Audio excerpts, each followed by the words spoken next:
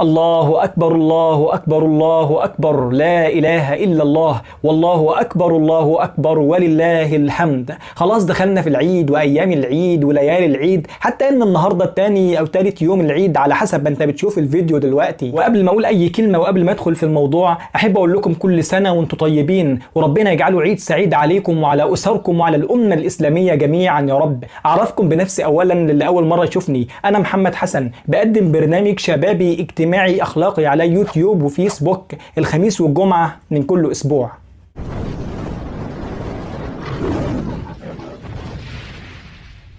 بعد ما دخلنا خلاص في العيد وأيام العيد وليالي العيد وكل ما يخص العيد، جاي النهاردة بس أعلق على نقطتين على السريع كده بكل اختصار. أول نقطة فيهم واللي هنبدأ بيها وهتكون على هيئة سؤال: فين فرحة العيد؟ فين فرحة العيد اللي كنا بنحس بيها زمان؟ فين فرحة العيد اللي كنا بنحس بيها وإحنا أطفال؟ ولا عشان كبرنا بقى الفرحة كبرت معانا وانتهت؟ أحب أصدمك وأقول لك فرحة العيد موجودة، بس إحنا اللي مش عاوزين نفرح. أيوة موجودة، بس إحنا اللي مش عاوزينها. ربنا سبحانه وتعالى عمل لنا العيد عشان نفرح فيه، بس احنا اللي مقصرين في فرحنا فيه. ناس بتقضي العيد نوم، وناس مش بتخرج اصلا من البيت ولا بيعملوا اي نشاط في العيد، وناس تانية مش فارقه معاهم النهارده ايه، يوم زي اي يوم وهو بيعدي. وفي اي عيد تاني من الاعياد المحرمه اللي هي مش بتاعتنا دي، تلاقيهم بيفرحوا وبيخرجوا فيه عادي كانهم اعيادهم. يوم مثلا زي عيد راس السنه، تلاقي عدد كبير من المسلمين بيفرحوا في اليوم ده اكتر ما بيفرحوا في عيد الفطر او عيد الاضحى. يوم مثلا زي شم النسيم،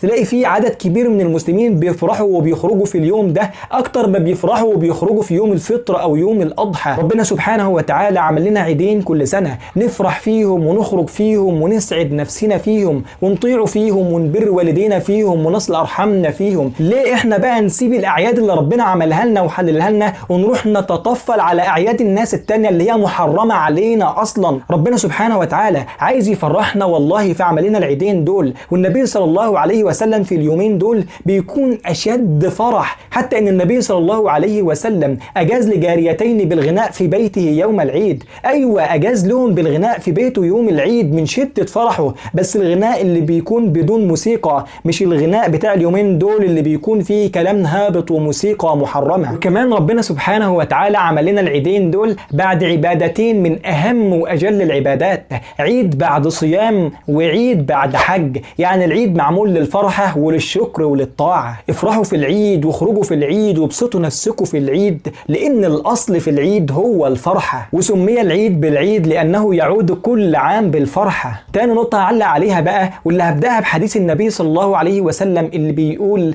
أحب الأعمال إلى الله سرور تدخله على مسلم. أيوة أحب الأعمال إلى الله، أكتر حاجة ربنا بيحبها هي إنك تفرح الناس وتدخل السرور على قلوبهم وترسم البسمة والفرحة والسعادة على وشوشهم وقلوبهم. انك تفرح الصغير وتسلم وتحترم وتوقر الكبير، انك تفرح الناس ولو باقل القليل. وبالمناسبة العيدية بتدخل تحت حتة ادخال السرور والفرحة على قلب مسلم. ومن الحاجات اللي عجبتني جدا في العيد ده والعيد اللي فات هي حاجة كده عملها مجموعة من البنات بهدف ادخال السرور والفرحة على قلب مسلم. البنات دول عملوا حاجة جميلة جدا، وهي انهم جابوا مجموعة شوكولاتات وبونبوني ومصاصات وبلالين وحاجات تانية كتير وحطوها في اكياس صغيرة وبدأوا يوزعوها بعد العيد على الأطفال الصغيرين وبعض الأطفال الكبار العشرينيين اللي زي كده برضه، بهدف إدخال السرور والفرحة على قلب المسلمين. لأن العيد أصلا معمول عشان كده، العيد معمول عشان ندخل الفرحة